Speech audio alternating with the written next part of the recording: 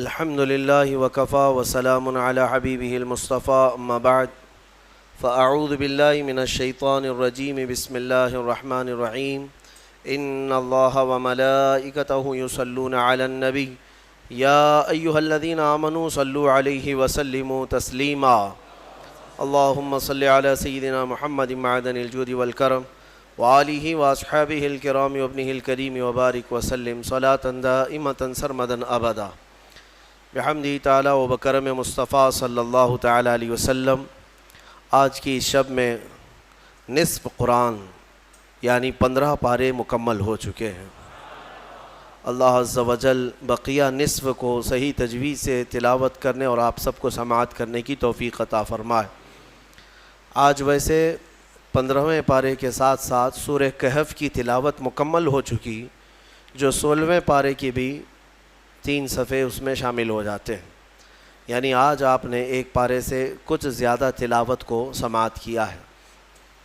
آج بہت ہی اہم صورتیں ہیں اور پورے پارے میں اتنی آیتیں ہیں کہ کن کن چیزوں کا میں آپ کے سامنے بیان رکھوں۔ سورۃ الاسراء جس کو ہم نے شروع کیا، سبحان الذی اسریٰ بعبدہ لیلا من المسجد الحرام الی المسجد الاقصیٰ، اس کا نام سورہ بنی اسرائیل بھی ہے اور سورۃ الاسراء بھی ہے، اور دوسری سورہ جو ہم نے تلاوت کی وہ سورہ کہف ہے۔ 2 سورتیں آج مکمل الحمدللہ تلاوت ہوئیں۔ اسراء کا مطلب ہوتا ہے سفر کرنا، اسراء جو ہے سفر کو کہا جاتا ہے، اور اس میں دنیا کے اس عظیم سفر کا ذکر ہے کہ اس جیسا سفر نہ پہلے کبھی ہوا نہ بعد میں کبھی ہوگا، وہ ہے سفر معراج مصطفیٰ صلی اللہ علیہ وسلم۔ مصطفیٰ کریم صلی اللہ تعالیٰ علیہ وسلم کے معراج کا جو سفر ہے اس کو اللہ تبارک و تعالیٰ نے کس شان سے بیان کیا۔ سبحان الذی اسریٰ بعبدہ، پاک ہے وہ ذات، بلند ہے وہ ذات جس نے اپنے بندے خاص کو رات کے ایک حصے میں سفر کرایا۔ کہاں؟ مسجد حرم سے مسجد اقصیٰ تک، یہاں تک کا ذکر تو آیا ہے، اس کے بعد کا ذکر احادیث کریمہ میں بھی موجود ہے۔ اب یہاں پر جو بات ہے توجہ کی، پورا سفر معراج تو آپ شب معراج میں سنتے رہتے ہیں اور مجھ سے بھی کئی بار سن چکے ہوں گے۔ میں یہاں ایک اہم بات عرض کر کے آگے بڑھ جاؤں گا۔ جن لوگوں کو یہ تکلیف ہے یہ کیسے ہو سکتا ہے سفر، اتنا لمبا سفر کہ حضور پاک صلی اللہ علیہ وسلم مسجد حرم سے مسجد اقصیٰ تک گئے، یہ خود ہی کئی ہزار کلومیٹر کا فاصلہ ہے، اور رات کے ایک حصے میں وہاں گئے، پھر وہاں سے آسمانوں کا سفر، جنت دوزخ کا ملاحظہ، عرش و کرسی لوح و قلم سب دیکھنا، پھر لامکاں کا سفر، پھر بارگاہ رب العزت سے واپسی، یہ سفر کیسے ہو سکتا ہے؟ تو جو لوگ یہ سوال کرتے ہیں وہ رسول پاک صلی اللہ تعالیٰ علیہ وسلم کو شاید اپنے جیسا سمجھتے ہیں کہ تم نہیں کر سکتے تو رسول بھی نہیں کر سکتے۔ حضور پاک صلی اللہ تعالیٰ علیہ وسلم کو اپنے جیسا جو سمجھے گا وہ یہ سوال کرے گا۔ اور رہی بات ایسے کم عقلوں کے جواب کے لیے ہی اس پارے کی شروعات میں ہی اللہ نے فرما دیا، سب کا منہ بند ہو جائے گا۔ جواب سنو، اللہ تعالیٰ فرما رہا ہے، یہ نہیں فرمایا کہ وہ رسول بلند ہے جو رات کے ایک حصے میں مسجد حرم سے مسجد اقصیٰ تک کا سفر کیا، بلکہ مولا فرماتا ہے وہ ذات بلند ہے جس نے اپنے رسول کو سفر کرایا۔ میاں جب رب تعالیٰ کرانا چاہے وہ تو کن سے پوری زمین کو پیدا کر دے، کن سے پورے آسمان کو پیدا کر دے۔ وہ اگر اپنے محبوب کو ایک آن میں پوری دنیا کا کیا پوری کائنات کا سفر کرا دے تو اس کے لیے ناممکن تو نہیں ہے، اس کے لیے ناممکن نہیں ہے۔ تو جن لوگوں کو یہ اعتراض ہے، یعنی مسلمان ہوتے ہوئے، نام کے مسلمان ہوتے ہوئے جن کو یہ اعتراض ہے، گویا کہ وہ اپنے رب ذوالجلال کی قدرت پر اعتراض کر رہے ہیں۔ رب تعالیٰ نے فرمایا کہ وہ بلند ہے ذات جس نے سفر کرایا ہے اپنے رسول کو، تو کرانے والا جب اللہ رب العزت ہو تو پھر سوال ہی نہیں پڑتا کہ حضور کتنے دیر میں گئے کتنی دیر میں آئے۔ اب یہاں پر مفسر شہیر حکیم الامت نے کتنی بہترین بات لکھی ہے کہ اس سفر کی شروعات کو کن لفظوں سے بیان کیا جا رہا ہے، کہاں سے شروع ہو رہا ہے یہ پارہ؟ سبحان الذی، سبحان جب بھی کوئی اچھی چیز دیکھتے ہیں تو آپ کیا کہتے ہیں؟ ارے آپ کو بولے بغیر آپ نے سبحان اللہ کہا. آپ نعت خوانوں کی مجمع میں بیٹھے ہیں تو پھر آخر تک تو ایک تسبیح ہو ہی جاتی ہے آپ کی, سبحان اللہ. تو یہ کسی تعجب کی چیز اور سب سے بہترین اور اچھی چیز محسوس ہو تو سبحان اللہ کہتے ہیں. بلند ہے اللہ کی ذات, پاک ہے اللہ کی ذات. اس سفر کی شروعات سبحان سے ہو رہی ہے. اس کی وجہ بتاتے ہوئے ایک نفیس نقطہ بیان کرتے ہیں. ہوتا یہ ہے کہ جب ہمارے گھروں میں کوئی دولہا بنے, ہمارے بیٹے کی شادی ہو, آپ کے بیٹے کی شادی ہو, تو جب دولہا بنایا جاتا ہے تو گھر میں اس کو سجایا جاتا ہے, جوڑا پہنایا جاتا ہے, پھر اس کو صحرا پہنائے, عمامہ پہنائے, اور اس کے بعد پھر اس کو گھوڑے پر سوار کرتے ہیں. اور جیسی ہی دولہا گھوڑے پر سوار ہو کہ گھوڑی پر سوار ہو یا اب کے زمانے میں کار میں سوار ہو, جب بارات کے لیے جا رہا ہو, بارات اس کی جا رہی ہو اپنے نکاح خانے کی طرف, تب جیسی ہی دولہا سوار ہوتا ہے تو گھر کے جو بڑے ہوتے ہیں نا, ماں باپ بھائی بہن یا جو بھی گھر میں بڑے ہوں, وہ آتے ہیں صدقہ اتارتے ہیں, جانے سے پہلے صدقہ اتارتے ہیں. اور لوگوں سے یہ کہا جاتا ہے کہ سبحان اللہ کہو, ماشاء اللہ کہو, نظر نہ لگے. دولہے کو کیا کہا جاتا ہے؟ جب پورا مکمل سج جائے تو ماں باپ رشتہ دار جو قریبی ہوتے ہیں وہ کہتے ہیں دولہا کیا خوب لگ رہا ہے میرا بیٹا, سبحان اللہ, میرا بیٹا بڑا عمدہ دولہا لگ رہا ہے, سبحان اللہ. تو حکیم الامت فرماتے ہیں وہ رات یاد کرو جب معراج کی تھی. اللہ رب العزت نے جبرائیل امین کو بھیجا اپنے حبیب کو بلانے کے لیے. رسول پاک صلی اللہ تعالیٰ علیہ وسلم کو وہ رات کے وقت آئے, بیدار کیے اور مسجد حرم میں لے گئے, اور وہاں زمزم سے غسل فرمایا, اور وہاں سواری کھڑی تھی براق. براق سواری پر میرے آقا صلی اللہ علیہ وسلم کو سوار کرایا گیا. اب جانا ہے بیت المقدس, جہاں 1,24,000 باراتی کی شکل میں انبیاء اکرام دولہے کے انتظار میں ہیں. دولہے کے انتظار میں ہیں انبیاء کرام علیہ السلام کہ وہ حسین دولہا آئے گا اور ہماری امامت کرے گا. تو اب یہ پوری کائنات کا حسین دولہا جب براق کی سواری پر سوار ہوتا ہے, وہاں کون تھا؟ یہ آمینہ کا در یتیم. جب براق پر سوار ہوا ہے تو ماں بھی نہیں ہے, کیونکہ ماں بچپن میں انتقال کر چکی. باپ بھی نہیں ہے, باپ پیدا ہونے سے پہلے انتقال کر چکے. دادا نہیں ہے, وہاں کوئی عظیم رشتہ دار نہیں ہے. جبرائیل امین نے سوار کیا براق پر, اور جب جانے کی باری ہوئی مولا نے فرمایا دنیا کے دولہوں کو ان کے گھر والے سبحان اللہ کہتے ہیں, میرا محبوب دولہا بنا ہے تو خود خالق کائنات کہتا ہے سبحان الذی اسری بعبدہ, سبحان الذی اسری بعبدہ. پاک ہے وہ ذات جس نے اپنے بندے کو سفر کرایا. اب اندازہ کرو ہمارے اور تمہارے لیے گھر کے ماں باپ اور چچے چچیاں سبحان اللہ کہیں, اور میرا محبوب وہ ہے جس کی سواری پر خود خالق کائنات سبحان کہے, اللہ خود سبحان کہے. عزیزان گرامی وقار, اس سفر کو جتنا بھی بیان کیا جائے وہ کم ہے. ہم بیان صرف اس لیے کرتے ہیں کہ ہمارے بچوں میں یہ سفر منتقل ہوتا رہے, اس لیے کہ بعد میں انٹرنیٹ کے بچے یہ انکار نہ کرنے لگ جائیں, کیونکہ انٹرنیٹ کے زمانے میں لوگوں کا ایسا لگتا ہے ٹائی سوٹ بوٹ والے ہی سارا دین لے کر کے آئے ہیں, باقی اولیاء کیا لے کر کے آئے ہیں. اب کے زمانے میں ایسی ہو رہا ہے. اسی لیے میرے عزیزوں, ہم اپنے ممبروں سے رسول پاک کے تمام معجزات بیان کرتے رہیں گے, انشاءاللہ ہماری نسلوں میں یہ منتقل ہوتے بھی رہے گا. حضور اکرم صلی اللہ تعالیٰ علیہ وسلم, اور ایک عقیدہ لے کر کے جائیے آپ, معراج جو ہوئی ہے نا حضور کی, کچھ جماعتیں آج بھی ہیں وہ کہتی ہیں ہم معراج کا انکار نہیں کرتے, لیکن وہ حضور کے خواب میں ہوا تھا سفر. ارے خواب میں چیز ہو تو اتنا بیان کرنے کی ضرورت ہی کیا ہے؟ خواب میں کوئی اگر اتنا لمبا سفر دیکھا ہو تو یہ کوئی بہت تعجب کی بات ہے کیا؟ خواب میں آپ کل رات سو کر کے امریکہ پہنچ سکتے ہیں, انگلینڈ بھی پہنچ گئے, اور پھر صبح اٹھ کر کے کہے میں رات کو امریکہ میں تھا, پھر وہاں سے انگلینڈ گیا, پھر وہاں سے سعودی گیا, پھر اس کے بعد ممبئی آ گیا اور صبح یہیں مسجد میں تھا. تو تعجب تو کسی کو نہیں ہوگا, سننے والا بھی کہے گا صحیح بات ہے, ہو سکتا ہے 7 ملکوں پہ بھی جا کے آ سکتا ہے ایک نیند میں. لیکن حضور پاک صلی اللہ تعالیٰ علیہ وسلم جب مکہ والوں کے سامنے بیان کر رہے تھے معراج کا سفر، تو کیا سارے مکہ والوں نے قبول کر لیا تھا؟ سفر کو مان لیا تھا؟ نہیں مانا۔ مکہ والوں کا انکار کرنا اس بات کی دلیل ہے کہ حضور خواب نہیں بیان کر رہے تھے، اپنی حقیقی زندگی کا سفر بیان کر رہے تھے۔ اگر خواب بیان کرتے تو مکہ والے انکار تھوڑی نہ کرتے، وہ کہتے ہو سکتا ہے خواب میں گئے ہوں گے آپ۔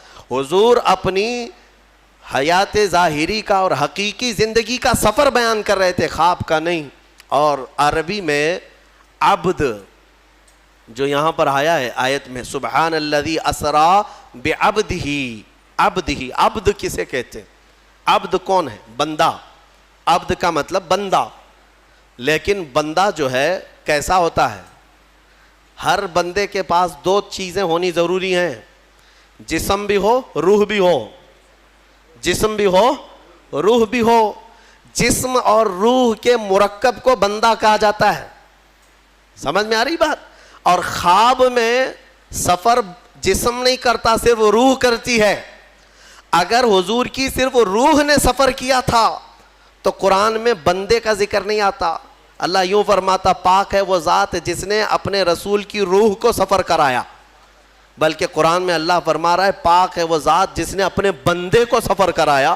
بندے کا مطلب ہے کہ رسول روح اور جسم دونوں کے ساتھ گئے تھے، روح اور جسم دونوں کے ساتھ گئے تھے۔ اب یہاں پر ایک مسئلہ یہ بھی آتا ہے کہ پرانے زمانے کے جو فلسفی تھے، فلاسفہ جن کو کہتے ہیں، فلسفی والے لوگ، وہ اس بات کا انکار کرتے تھے کہ ممکن نہیں ہے آسمانوں کے اوپر جانا، کیونکہ آسمان جو ہے یہ دھوئیں کا نام نہیں ہے، یہ بادل نہیں ہے۔ آسمان ایک دبیز قسم کی ایک پرت ہے، اتنی کہ اس کو آپ پھوڑیں تو پھوٹے گا نہیں، زمین سے بھی زیادہ مضبوط لے ہے آسمان کی۔ ہاں، اس کو کوئی کھود نہیں سکتا، توڑ نہیں سکتا، اس میں سوراخ نہیں کر پاؤ گے۔ کن کن چیزوں سے کون سا میٹل ہے وہ اللہ بہتر جانے، لیکن آسمان بہت ہی مضبوط پرت کی بنی ہوئی ہے، اس میں سے کسی کا جانا ممکن نہیں۔ یہ فلسفی لوگ کہتے ہیں، انکار کرتے ہیں، کیونکہ انسان کا دھواں میں جانا تو سمجھ میں آتا ہے، لیکن ایک موٹی چیز کو چیر کر کے جانا یہ سمجھ میں نہیں آتا۔ اس کے لیے ابھی کے زمانے میں ہمارے بعض علماء نے یہ بتایا، نکتے کے طور پر میں بتاتا ہوں میرے عزیزو، ہماری آنکھ میں نور کا ایک چھوٹا سا ذرہ ہوتا ہے جس سے ہم دیکھتے ہیں۔ آنکھ بند کیے کچھ نہیں دکھتا، کھولے تو نظر آتا ہے۔ وہ جو نظر آتی ہے چیز کس کی وجہ سے نظر آتی ہے؟ آنکھ کے اندر جو نور کا قطرہ ہے، بہت چھوٹا سا ہے، بہت چھوٹا سا، اس نور کے ذرے سے تم ساری چیزیں دیکھتے ہو۔ اگر وہ نور بجھ گیا تو آنکھیں تمہاری سفید ہو جائیں گی، کچھ بھی نہیں رہے گا، دکھائی نہیں دے گا، ٹھیک ہے؟ وہ نور کا ہلکا ذرہ ہر چیز کو دیکھتا ہے۔ ادھر سے میں یہاں بیٹھا ہوں، وہاں تک کا نظر آ رہا ہے۔ ہم نے چشمہ لگا دیا، گلاس لگا دیا آنکھ پہ، اب یہ نور کا جو ذرہ ہے، کیا یہ شیشہ پھاڑ کر کے جا رہا ہے باہر؟ شیشہ جیسا کا ہے ویسا ہی ہے، لیکن نور کا ذرہ ادھر سے ادھر جا رہا ہے، کیونکہ نور کے لیے پھاڑنا ضروری نہیں۔ اب آنکھوں کے اندر موجود ایک ہلکا ذرہ شیشے کو بغیر پھاڑے دور تک جا سکتا ہے، تو جو سراپا نور ہے وہ آسمانوں کا سفر بغیر پھاڑے کیوں نہیں جا سکتے؟ ہاں، لیکن ساتھ میں روایتیں ہیں کہ آسمانوں کے دروازے ہیں جو میرے مصطفیٰ کریم کے لیے اس رات کھولے گئے تھے۔ عزیزان گرامی، رسول کریم صلی اللہ تعالیٰ علیہ وسلم کے سفر کے بارے میں زیادہ الجھنوں کے شکار ہونے والے گمراہ ہو جاتے ہیں، کیونکہ وہ رسول کا معجزہ ہے، میرے آقا کا معجزہ ہے۔ بہت زیادہ سمجھنے کی کوشش کرنے کے لیے لوگ پتہ نہیں کیا کیا ادھر ادھر کی تک بندیاں لاتے ہیں۔ میں اعلیٰ حضرت کا ایک شعر پڑھ دیتا ہوں جس میں پورا سفر معراج تمہیں سمجھ میں آ جائے۔ حضور پاک صلی اللہ تعالیٰ علیہ وسلم کا سارا سفر اگر سمجھنا ہے تو ایک شعر، اس شعر سے پہلے یہ بھی سننا ہوگا۔ فرماتے ہیں وہ سرور کشور رسالت جو عرش پر جلوہ گر ہوئے تھے، نئے نرالے طرب کے ساما عرب کے مہمان کے لیے تھے، اور اعلیٰ حضرت فرماتے ہیں اسی قصیدہ معراج میں، یہ جو قصیدہ لکھا ہے اعلیٰ حضرت نے، یہ تقریباً 68 اشعار ہیں اس میں. کتنے ہیں؟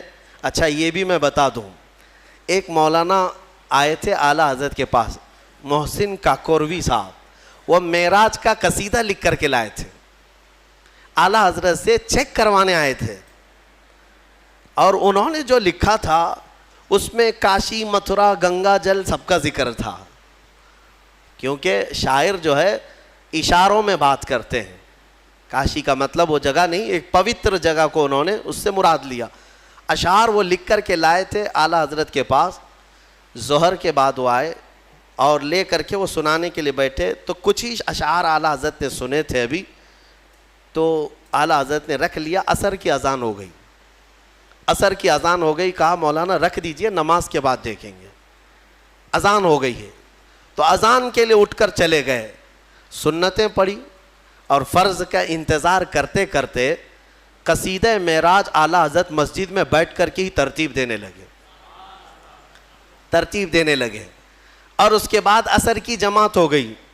عصر کی نماز کے بعد آئے، کاکوروی صاحب سے کہا آپ کا رکھیے اور یہ میرا پڑھیے. تو انہوں نے اٹھایا، کہا پڑھتے رہے، ایک شعر، 2 شعر، 3 شعر، 4 شعر. میرے عزیزو 200 سے زیادہ الفاظ اس میں موجود، 68 اشعار صرف عصر کی سنت اور فرض کے بیچ میں لکھ کر کے پورے قصیدہ معراج کو بیان کر دیا. انہوں نے پوچھا کاکوروی صاحب کہ مولانا احمد رضا صاحب آپ کے پاس یہ کب کا لکھا ہوا تھا؟ کہا بس سنت اور فرض کے بیچ میں مسجد میں جو ذہن میں آ گئے وہ میں نے ترتیب دیا. ارے جو ذہن میں آ گئے ان کا حال یہ ہے کہ اچھوں کو آج پڑھنا نہیں آتا. وہ سرور کشور رسالت جو عرش پر جلوگر ہوئے تھے، نئے نرالے طرب کے سامان عرب کے مہمان کے لیے تھے.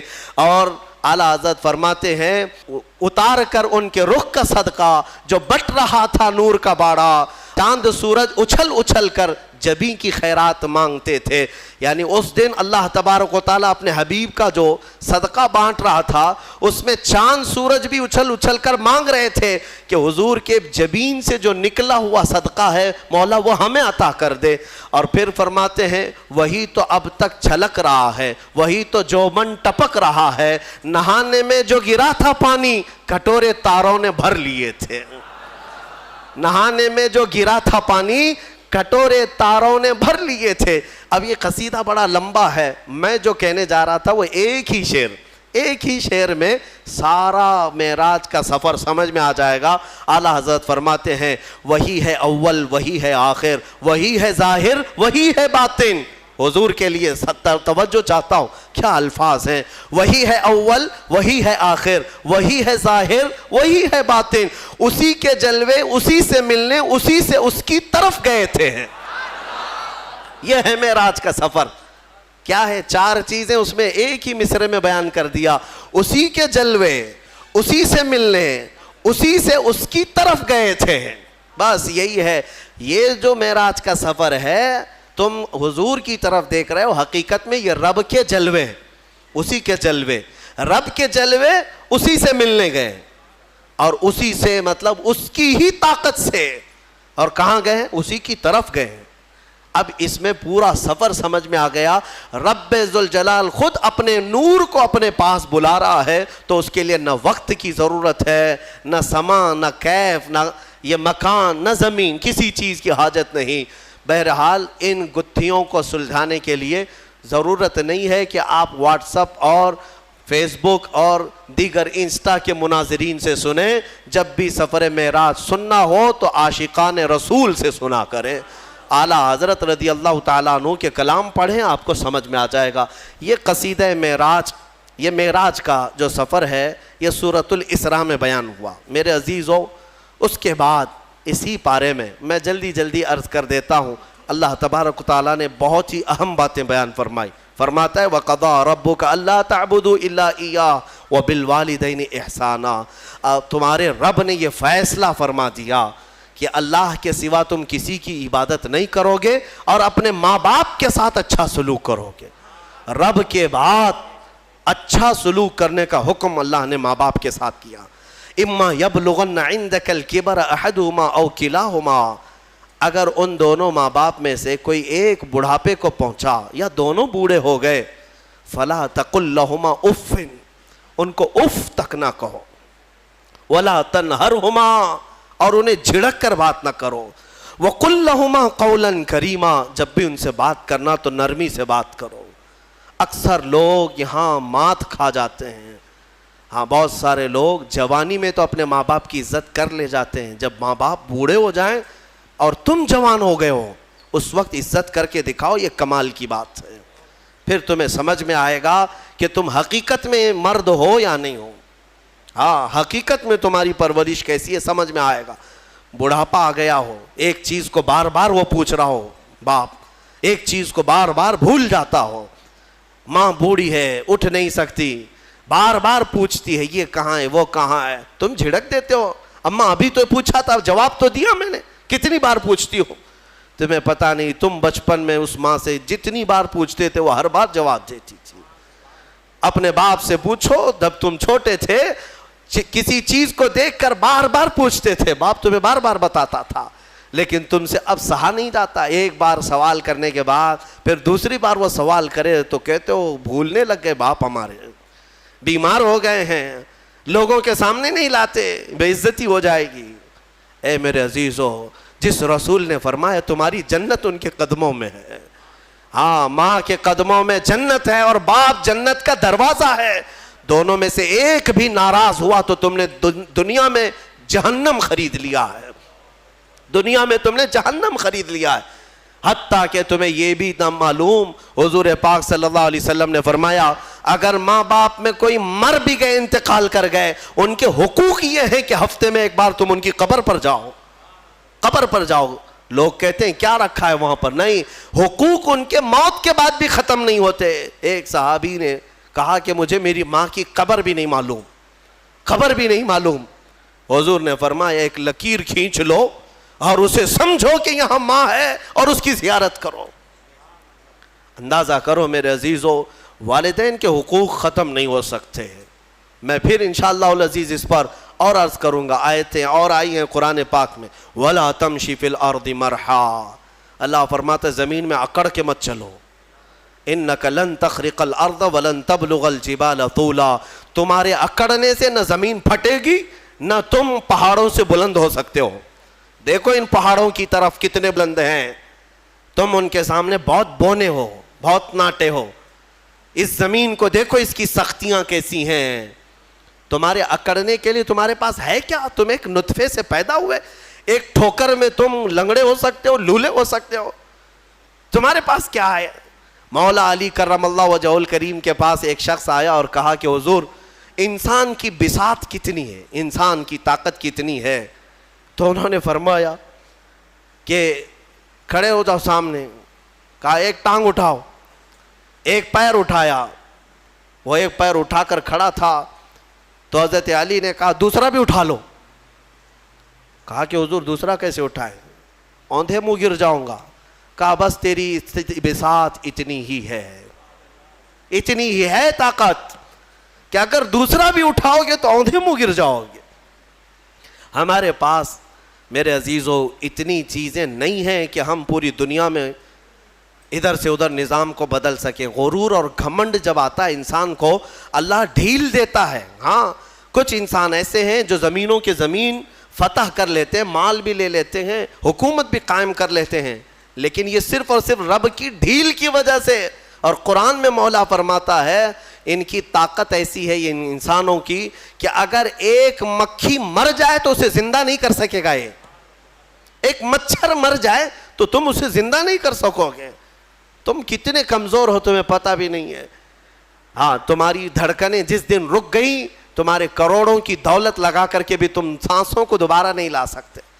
میں نے ایک بڑی ہی عجیب و غریب بات پڑھی تھی، یہ کوریا کا غالباً ایک بہت بڑا امیر جس کی کمپنی ہے، مشہور موبائل کی کمپنی، دنیا میں سب سے زیادہ بکنے والے موبائل کی کمپنی کا مالک، جس کا حال یہ تھا کہ وہ جب چاہتا حکومتوں کو بدل دیتا تھا، اپنے ملک کی حکومت کو بدل دیتا، کبھی پریزیڈنٹ کو، کبھی پرائم منسٹر کو ختم کر دیتا، اتنا پیسے کا مالک تھا.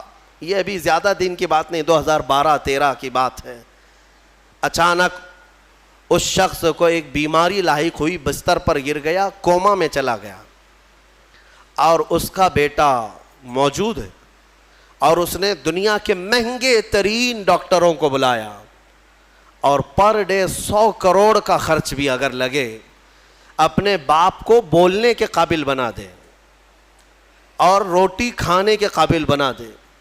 100 کروڑ پر ڈے خرچ کر کے بھی کوئی ایک ڈاکٹر نہ اسے بولنے کے قابل بنایا، نہ بات کرنے کے قابل، نہ روٹی کا ایک لقمہ کھانے کے قابل. 4 سال تک بستر پر پڑا رہا مردہ لاش کی طرح. 4 سال کے بعد کروڑوں ڈالر اس پر خرچ ہو چکے، پھر وہ دنیا سے نکل گیا، ختم ہو گیا. وہ شخص جس کا غرور یہ تھا کہ میں دنیا کی ہر چیز خرید سکتا ہوں، میں دنیا کی حکومتوں کو بدل سکتا ہوں، اپنے بستر سے اٹھنے کی طاقت نہیں تھی، اور سامنے موجود کسی ایک بندے سے ایک جملہ بات کرنے کی طاقت نہیں تھی. تم کیا سمجھتے ہو؟ اسی لیے میرے مولا کا فرمان سنو، زمین پر اکڑ کر مت چلو. آج یہ کفار و مشرکین جتنا ہماری زمین پر اکڑ رہے ہیں، ایک دن پکڑ آنے والی ہے، آئے گی پکڑ.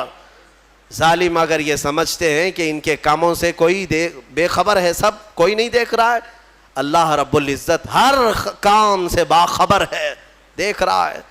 تم ظلم کی انتہا کرتے جاؤ. غرور اور گھمنڈ آج نشہ کس کا؟ حکومت کا، تخت کا.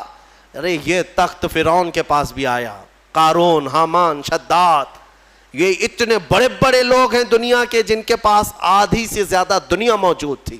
تمہارے پاس ابھی کچھ بھی نہیں ہے، تمہارے پاس ابھی کچھ بھی نہیں. ان لوگوں کے پاس اتنا سونا تھا کہ وہ جنتیں بنانے پر لگ گئے تھے دنیا میں. ایک اینٹ سونے کی، ایک اینٹ چاندی کی رکھ کر کے محلات بنا رہے تھے.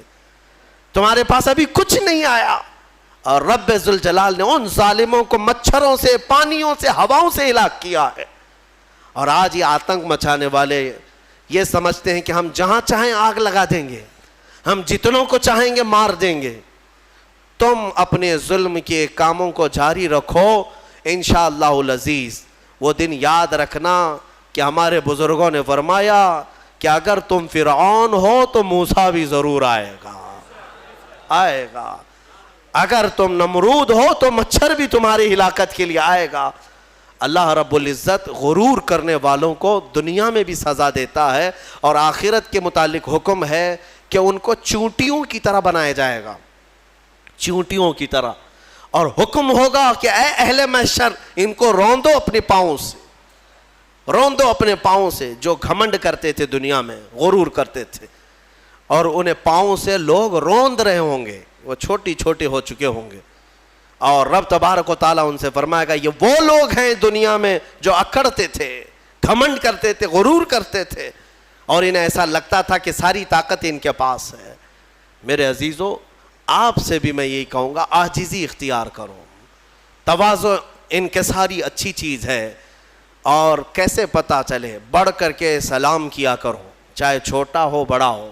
تمہارے دل میں کبر نہ آئے، غرور نہ آئے. ہر ایک کو اہمیت دیا کرو، اچھا کپڑے پہننے والا ہو کہ تنگ کپڑے پہننے والا ہو، غریب ہو کہ امیر ہو، فقیر ہو کہ غنی ہو، آپ اسے سلام میں پہل کریں، اسے مصافحہ کریں.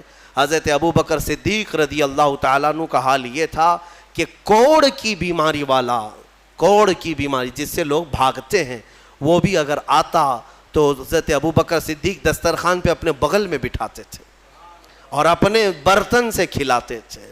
یہ نہیں ہے. حالانکہ حدیث پاک میں بچنے کا حکم دیا گیا ہے، لیکن صرف اور صرف تواضع انکساری کے طور پر. تواضع اور انکساری انسان کو بلند بناتی ہے.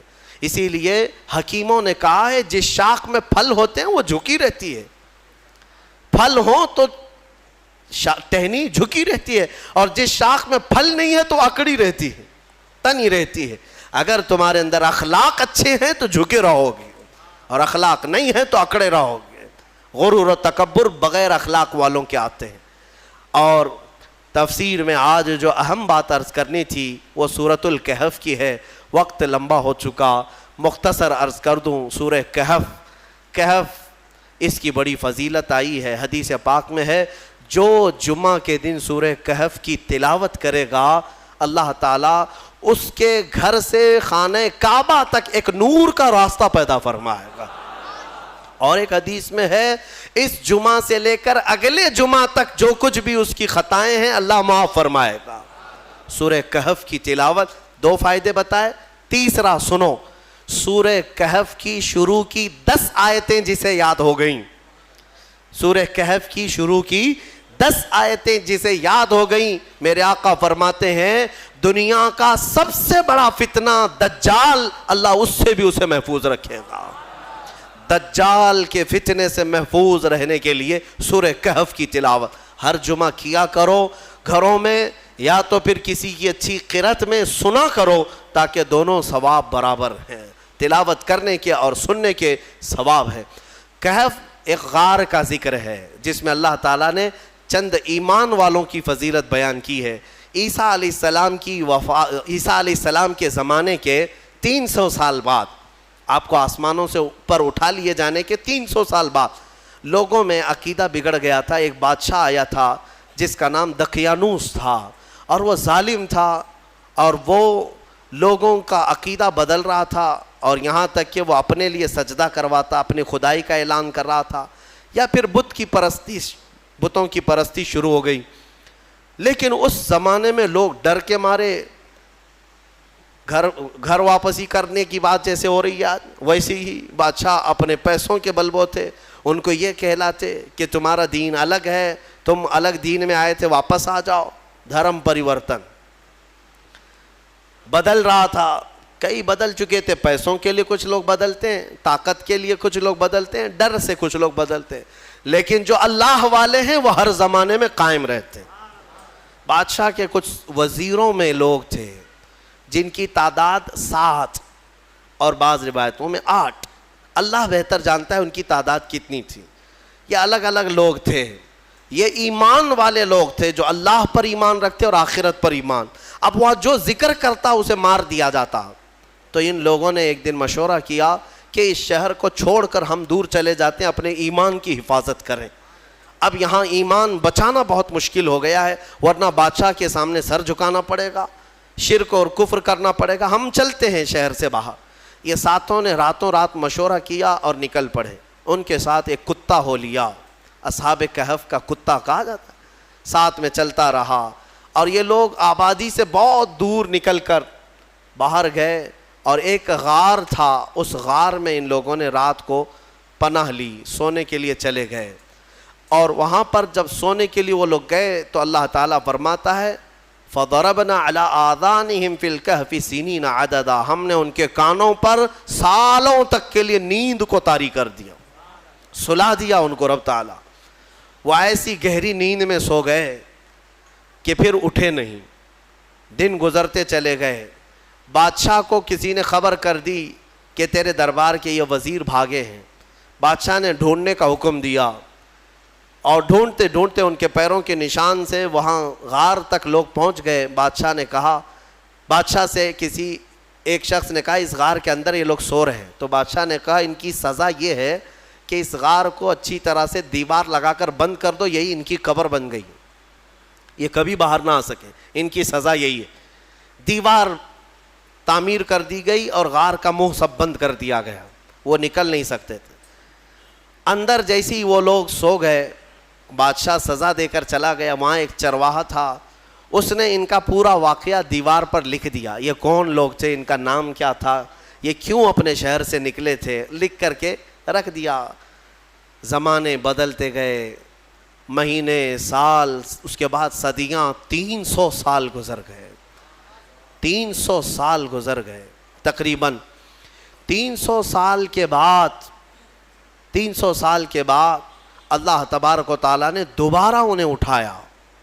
وہ جب اٹھے تو آپس میں ایک دوسرے کو دیکھنے لگے، پوچھنے لگے کتنی دیر ہو گئی سو کر کے۔ کسی نے کہا ہم رات کو آئے تھے صبح ہو گئی ہے، کسی نے کہا صبح آئے تھے دوپہر ہوئی۔ اب اسی سے آپ اندازہ لگا لیں کہ رب تبارک و تعالیٰ صدیوں کو چاہے تو منٹوں میں گھیر سکتا ہے۔ جب اصحاب کہف کے ایمان والوں کے لیے 300 سال آدھے دن کے برابر لگ رہے ہوں تو میرے مصطفیٰ کے معراج کا سفر اگر وہ لاکھوں سال کا بھی ہو تو دنیا والوں کے لیے منٹوں کا کیوں نہیں لگ سکتا؟ یہ اللہ رب العزت جیسا چاہے وقت کو گھیر دے اور چھوٹے وقت کو چاہے تو طویل کر دے.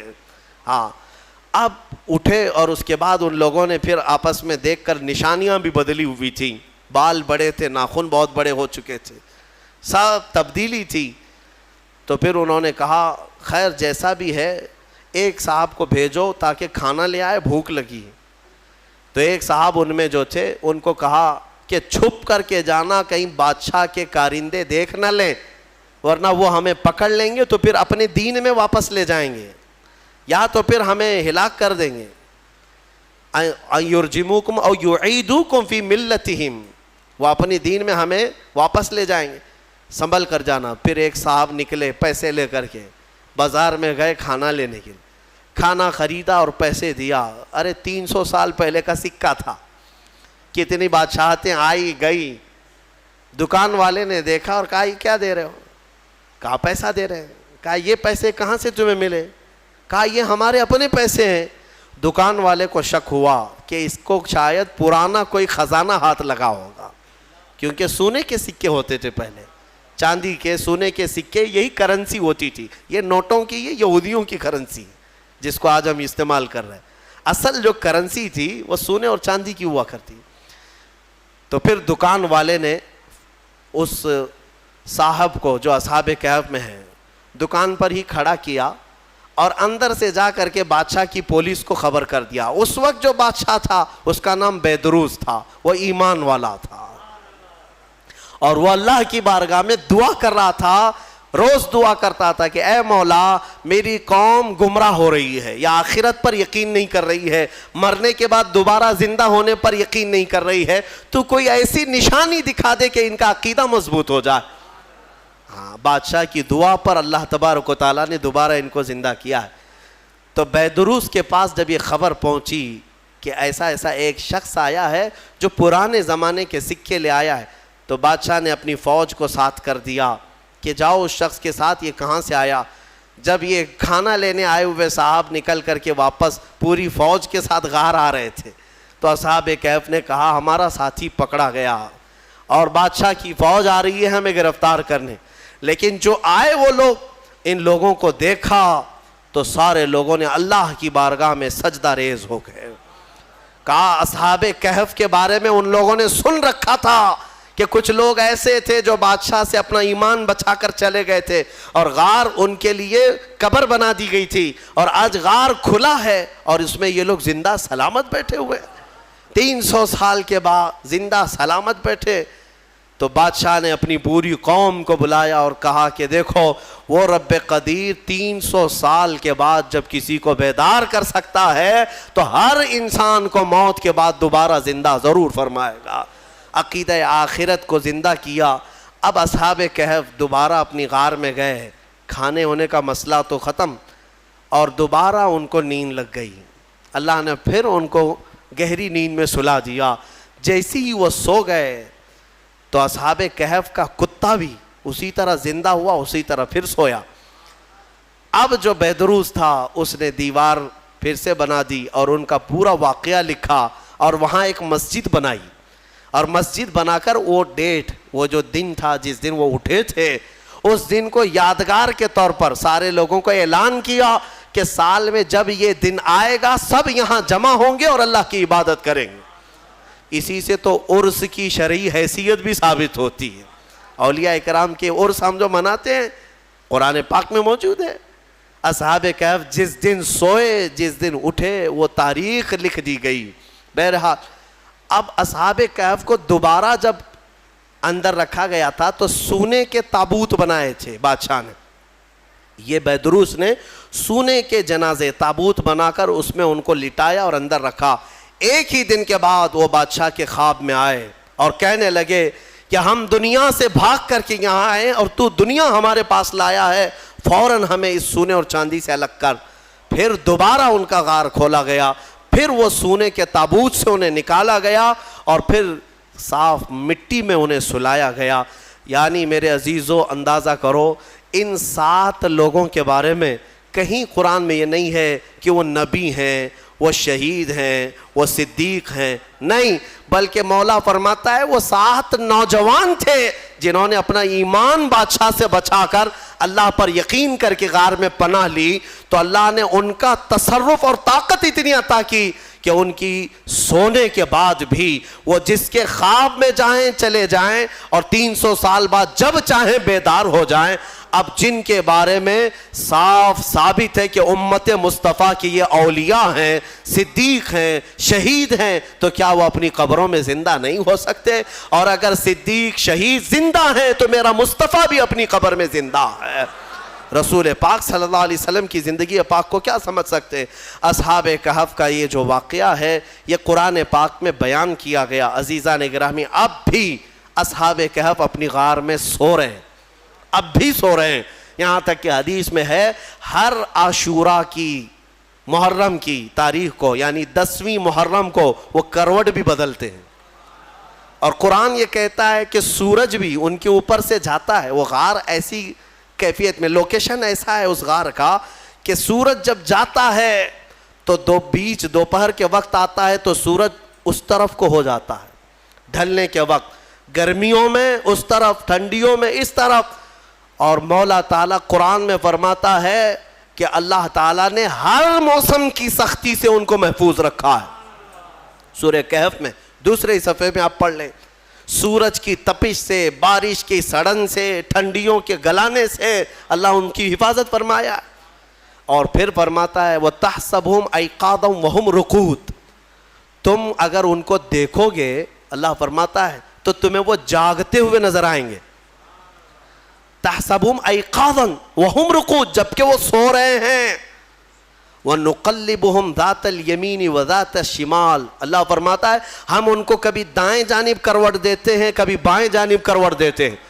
اور اتنا ہی نہیں، وَقَلْبُهُمْ بَاسِطٌ ذِرَاعَيْهِ بِالْوَسِيطِ، اللہ فرماتا ہے اور ان کا کتا پالتی مار کر ان کے قریب میں بیٹھا ہوا ہے، یعنی چاروں پیر جیسے کتا کسی کی نگرانی میں بیٹھتا ہے۔ قرآن کہہ رہا ہے ان کا کتا چاروں پیر پھیلائے ہوئے ان کے پاس بیٹھا ہوا ہے۔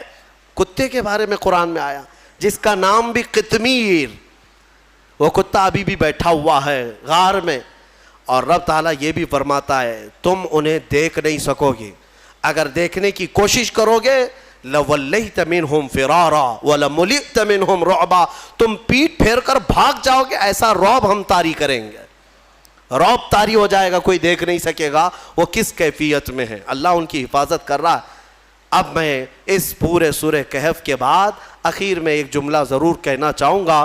عزیزان گرامی، اصحاب کہف ایمان والے تھے، ایمان والے تھے اور اللہ تعالیٰ کے محبوب بندے تھے، لیکن کتا کون سے ایمان والا ہے؟ کتا کون ہے؟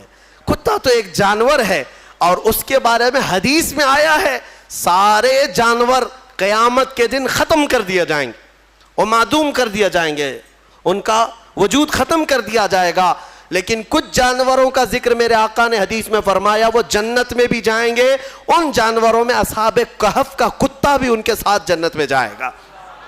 اصحاب کہف کا کتا جنت میں جائے گا۔ اب مجھے یہ توجہ چاہتا ہوں، اصحاب کہف کا کتا جنت میں کیوں جائے گا؟ اس لیے میرے عزیزو ہے کتا، لیکن تھا اللہ والوں کے ساتھ۔ تھا کس کے ساتھ؟ اللہ والوں کے ساتھ تھا۔ اسی لیے کہتے ہیں اولیاء اکرام کے دامن سے جو چیز لگ جاتی ہے وہ بھی نسبت سے بڑی محترم ہو جاتی ہے۔ اصحاب کہف کا کتا اگر ان کے قریب ہو کر جنت میں جا سکتا ہے تو ہم غوث کے دیوانے ہو کر کیوں نہیں جا سکتے؟ اسی لیے بریلی کے امام نے گنگنایا بھی تو یوں گنگنایا، یا غوث تجھ سے در، در سے سگ، اور سگ سے ہے مجھ کو نسبت، میری گردن میں بھی ہے دور کا ڈورا تیرا۔ اس نشانی کے جو سگ ہیں، سگ کہتے ہیں کتے کو، اعلیٰ حضرت کیا کہتے ہیں؟ غوث تم سے دربار کو نسبت ہے، تمہارے دربار سے تمہارے کتے کو نسبت ہے، اور تمہارے کتے سے مجھے نسبت ہے، اور میری گردن میں بھی ہے دور کا ڈورا تیرا۔ اور جن کتوں کے گلے میں پٹا ہوتا ہے اسے میونسپلٹی والے نہیں پکڑتے، ہاں کیوں؟ اس لیے کہ کسی کا پالا ہوا ہے، کوئی ہاتھ نہیں لگاتا۔ اعلیٰ حضرت فرماتے ہیں اس نشانی کے جو سگ ہیں نہیں مارے جاتے، یا غوث حشر تک میرے گلے میں رہے پٹا تیرا۔ اللہ تعالی ہم سب کو قادری پٹا عطا فرمائے۔ کیا دبے جس پہ حمایت کا ہو پنجہ تیرا، شیر کو خطرے میں لاتا نہیں کتا تیرا۔ ہم اسی بات پر فخر کرتے ہیں۔ اعلیٰ حضرت نے بھی فخر کرنا جو سکھایا ہے وہ اس پر ہے کہ میری قسمت کی قسم کھائیں سگان بغداد۔ اعلیٰ حضرت فرماتے ہیں بغداد کے کتے بھی اگر مجھے دیکھیں گے تو میری قسمت کی قسم کھائیں گے۔ کس بات پر؟ اعلیٰ حضرت فرماتے ہیں میری قسمت کی قسم کھائیں سگان بغداد، ہند میں رہ کے بھی دیتا رہوں گا پہرا تیرا۔ انشاءاللہ العزیز آخری سانس تک ہم مصطفیٰ کریم کی عزت اور ان کی ناموس کا پہرا دیتے رہیں گے، چاہے کفار کے چنگل میں ہی کیوں نہ رہیں، اس لیے کہ ہمیں پتہ ہے اگر ابو جہل کی مٹھی میں بھی کنکریاں جائیں تو مولا ان سے کلمہ طیبہ پڑھاتا ہے۔ اللہ رب العزت اگر آج ہمیں ظالموں کے چنگل میں رکھا ہے تو زبان تو مولا کی قدرت میں ہے، جب تک وہ چاہے اپنے مصطفیٰ کے گن گانے کی توفیق عطا کرتا رہے گا۔ وآخر دعوانا الحمدللہ رب العالمین۔